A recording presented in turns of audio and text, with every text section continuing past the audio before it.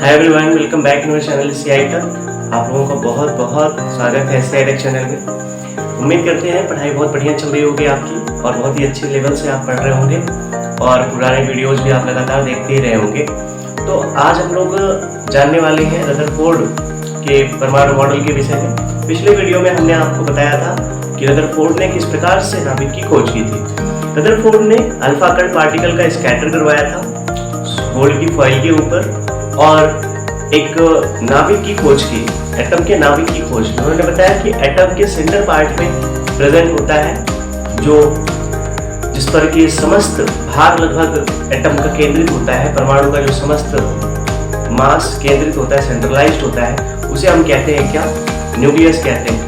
और उस न्यूक्लियस में मुख्यतः दो टाइप के पार्टिकल्स पाए जाते हैं, एक न्यूट्रॉन और एक प्रोटॉन। ठीक है, और इस वजह से न्यूक्लियस के अंदर सारा का सारा मास केंद्रित रहता है, पूरा का पूरा द्रव्यमान केंद्रित रहता है, सेंट्रलाइज्ड। तो नाभिक की खोज के बाद रदरफोर्ड ने अपने एटॉमिक मॉडल को प्रेजेंट किया। अपने एटॉमिक मॉडल को उन्होंने अल्फा कण स्पेक्ट्रम के द्वारा ही रिप्रेजेंट किया।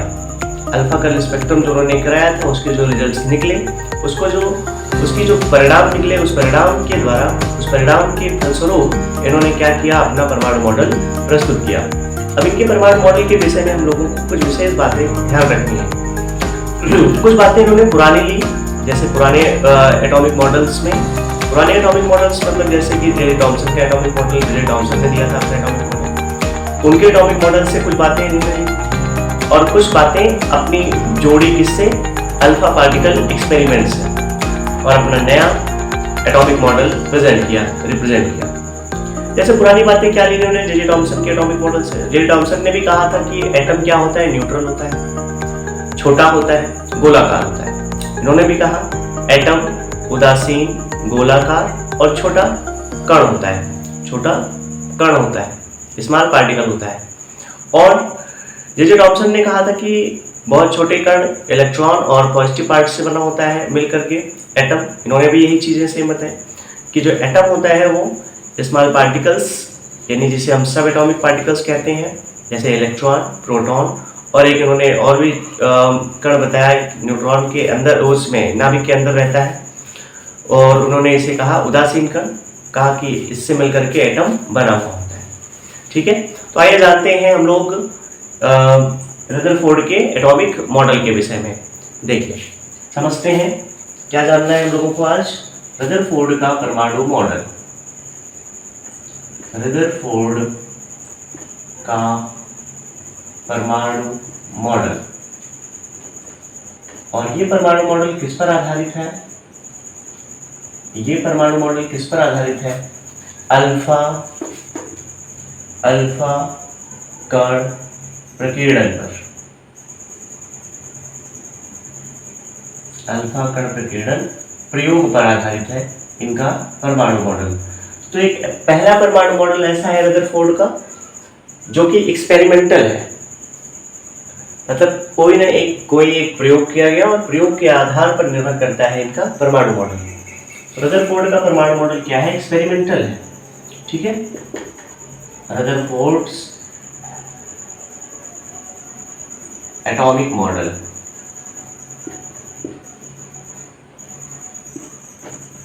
ये किस पर बेस्ड है? बेस्ड ऑन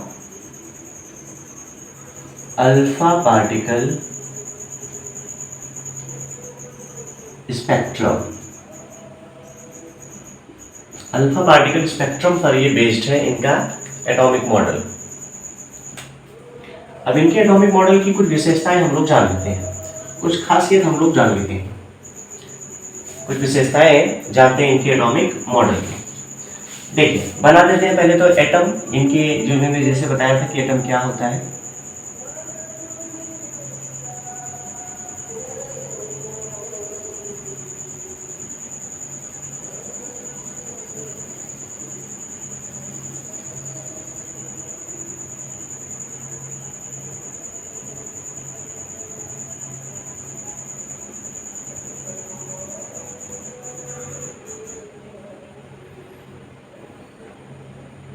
ये एटम का फिगर बना दिया हमने, ये एटम है, परमाणु है। अब रदरफोर्ड ने इसके विषय में क्या क्या बताया जरा देखिएगा, समझिएगा, यहीं पे समझ लेते हैं बहुत आसानी से। उन्होंने एकदम सेंटर वाले पॉइंट्स को कहा कि यहाँ पे बहुत स्मॉल पार्टिकल्स होते हैं और इन्हीं स्मॉल पार्टिकल्स में सारा का सारा क्या होता है, मास होता है, एटॉमिक मास होता है। पूरे एटम का समस्त भार यही केंद्रित होता है सेंटर में। और इसको इन्होंने कहा था क्या है, ये एटम का नाभिक है, न्यूक्लियस है। इन्होंने इसे न्यूक्लियस कहा था, नाभिक कहा था। और बताया कि इस न्यूक्लियस के अंदर बहुत छोटे छोटे पार्टिकल्स होते हैं दो। कौन कौन सा होता है, एक न्यूट्रॉन और एक प्रोटॉन, जिसे हमने पुराने वीडियो में आपको बताया था। और इनको क्या कहा जाता है, न्यूक्लियॉन,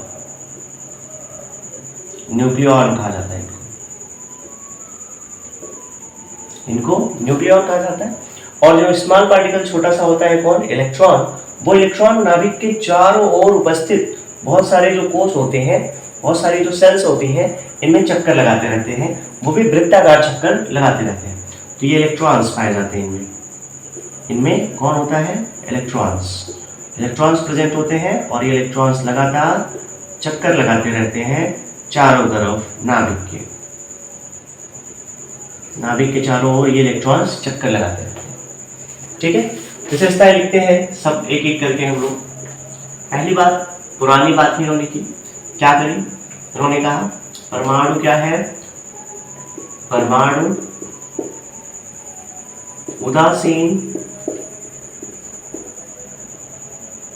उदासीन है, न्यूट्रल है, गोलाकार है,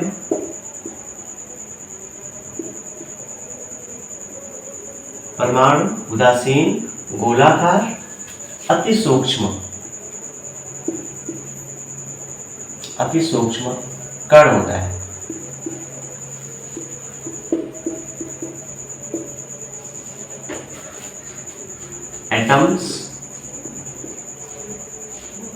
Atoms are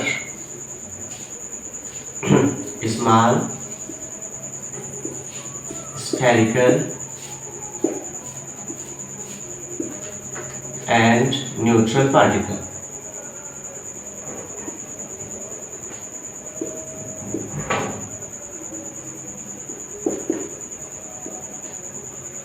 एक बात इन्होंने बताई, एटम न्यूट्रल होता है और स्फेरिकल होता है और बहुत ही स्मॉल होता है। ठीक है, उदासीन होने का मतलब क्या है, न्यूट्रल होने का मतलब क्या है कि इसमें सारे के सारे पॉजिटिव चार्ज नेगेटिव चार्ज के इक्वल होते हैं। न्यूट्रॉन जो होता है वो चार्जलेस होता है, इलेक्ट्रॉन नेगेटिव चार्जेबल पार्टिकल होता है, प्रोटॉन पॉजिटिव चार्जेबल पार्टिकल होता है। तो नेगेटिव चार्जेबल पार्टिकल यानी इलेक्ट्रॉन और पॉजिटिव चार्जेबल पार्टिकल यानी प्रोटॉन, दोनों की संख्याएं बराबर होती हैं। इस वजह से पूरा का पूरा एटम न्यूट्रल होता है, उदासीन बना होता है। एटम गोलाकार होता है और बहुत छोटा होता है। ये बात पहले इन्होंने बताई। ठीक है, इन्होंने फिर क्या बताया, इन्होंने कहा कि परमाणु के अंदर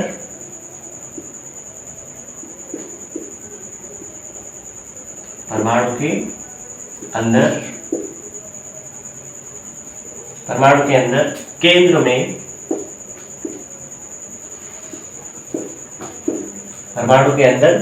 में समस्त भार स्थित होता है, उसे परमाणु का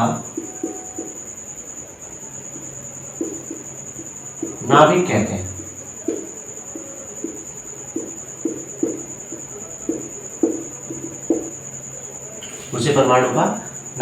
हैं। Total mass present in the center of atom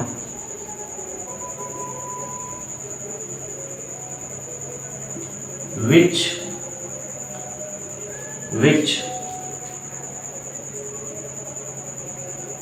known the nucleus of atom इन्होंने सेंटर जो प्रेजेंट होता है, सेंटर में सारा का सारा मास प्रेजेंट होता है एटम की, और उस सेंटर को इन्होंने कहा उसे न्यूक्लियस कहते हैं। फिर उन्होंने न्यूक्लियस की कुछ खासियत बताई, नाभिक की भी कुछ खासियत बताई, और नाभिक की क्या खासियत बताई वो अब चर्चा करते हैं। उन्होंने कहा जो नाभिक होता है उसका आकार बहुत छोटा होता है, बहुत स्मॉल होता है वो, और वो एटम में लगभग कितने साइज का होता है। उन्होंने बताया कि नाभिक का आकार क्या होता है, नाभिक का आकार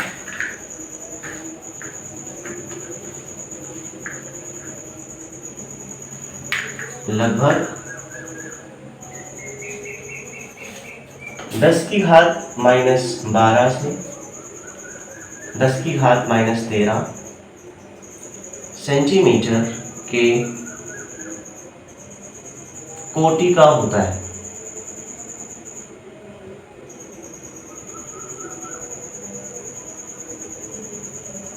ठीक है, the size of nucleus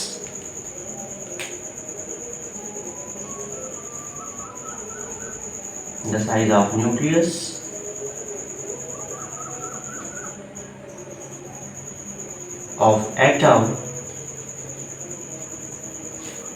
is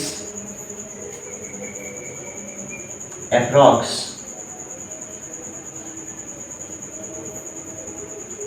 10 to the power -2, 12 to 10 to the power -13 centimetre.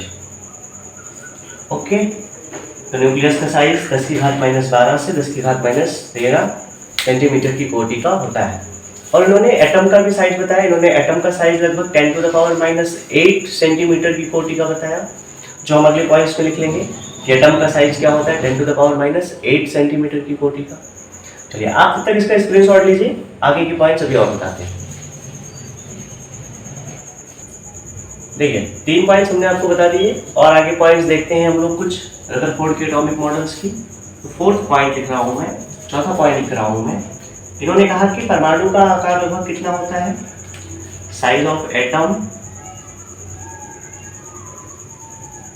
Equal 10 to the power -8 centimetre. Approximate इन्होंने बताया कि एटम का साइज कितना होता है, 10 टू द पावर -8 सेंटीमीटर होता है। इन्होंने बताया था और बातें कुछ, तो और लिख देता हूं मैं, 5वें नंबर पे लिख रहा हूं मैं, 5th नंबर पे। इन्होंने कहा कि जो न्यूक्लियस होता है, इस न्यूक्लियस का जो चार्ज होता है वो कैसा होता है, ओवरऑल न्यूक्लियस पे चार्ज कैसा होता है, पॉजिटिव। और इस पॉजिटिव चार्ज के चारों ओर सर्कुलर पाथ में, यानी वृत्ताकार मार्ग में इलेक्ट्रॉन्स प्रेजेंट होते हैं, और वो लगातार गति करते रहते हैं। तो बहुत इंपॉर्टेंट बात बताई इन्होंने, क्या कहा कि नाभिक धनावेशित होता है, नाभिक धनावेशित होता है,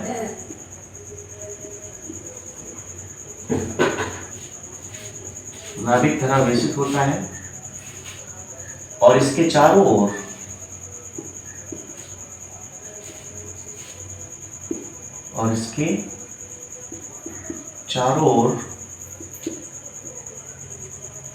इसके चारों ओर वृत्ताकार मार्ग में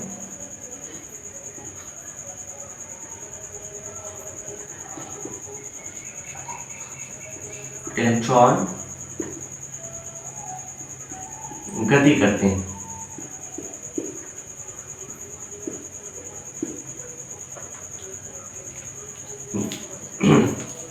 Nucleus has positive chargeable. Nucleus has positive charge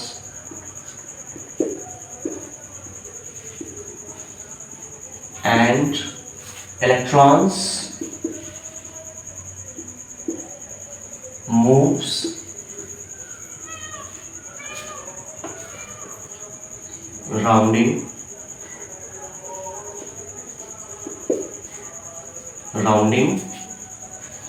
in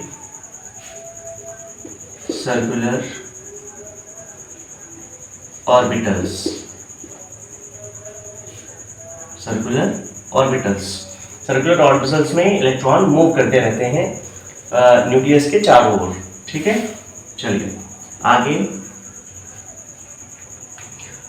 अब बहुत इंपॉर्टेंट बात, इन्होंने कहा कि जब न्यूक्लियस के चारों ओर इलेक्ट्रॉन्स घूम रहे हैं, गति कर रहे हैं, तो न्यूक्लियस पर एक फोर्स लग रहा है, न्यूक्लियस और इनके बीच में एक फोर्स लग रहा है, जो कि न्यूक्लियस और इलेक्ट्रॉन्स के बीच में फोर्स लग रहा है। उस फोर्स को उन्होंने कहा कि उस फोर्स को हम कहते हैं सेंट्रीफ्यूगल फोर्स, अपकेंद्र बल। और वो अपकेंद्र बल एक प्रकार का आभासी बल होता है, एक प्रकार का इमेजिनरी फोर्स होता है, जो इलेक्ट्रॉन और न्यूक्लियस को आपस में बॉन्डेड करके रखता है, जो एक बांध के रखता है इनको, और इनको बाहर एटम से नहीं जाने देता है। तो देखिए समझते हैं जरा, नाभिक और घूमने वाले इलेक्ट्रॉन पर, नाभिक और घूमने वाले इलेक्ट्रॉन पर, नाभिक और इसके चारों ओर घूमने वाले इलेक्ट्रॉन पर, इसके चारों ओर घूमने वाले इलेक्ट्रॉन पर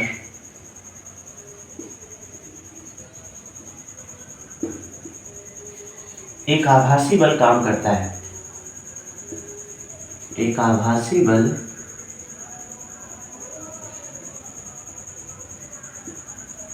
कार्य करता है।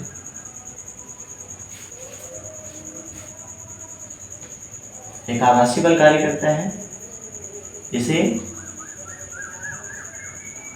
अपकेंद्र बल कहते हैं।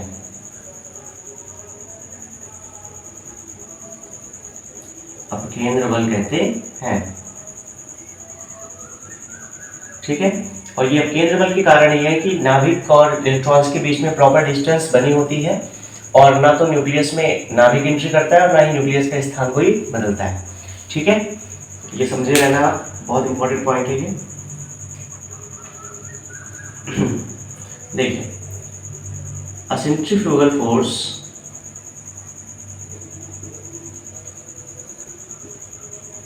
act between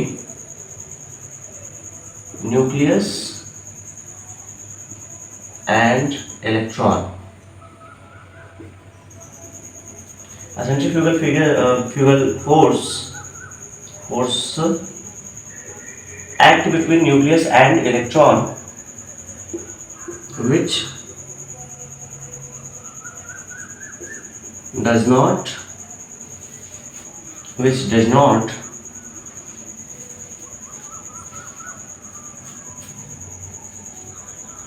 entry